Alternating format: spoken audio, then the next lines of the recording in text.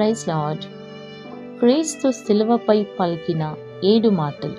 మొదటి మాట, తండ్రి వీరేమి చేయుచున్నారో వీరెరుగరు గనుక వీరిని క్షమించుము. లూకా 23వ అధ్యాయము 34వ వచనం. రెండవ మాట, నీవు నాతో కూడా పరదేశిలో ఉందువని నిశ్చయముగా నీతో చెప్పుచున్నానని. లూకా 23వ అధ్యాయము 43వ వచనము. మూడవ మాట, అమ్మ ఇదిగో నీ కుమారుడు. యోహానా 19వ అధ్యాయము 26 మరియు 27వ వచనం. నాలుగవ మాట, ఏలీ ఏలీ లామా సబక్తాని, దేవా దేవా నన్నెందుకు చేయి విడిచితివి.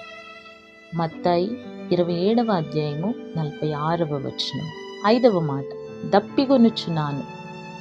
యోహాను 19వ అధ్యాయము 28వ వచనం. ఆరవ మాట, సమాప్తమైనది.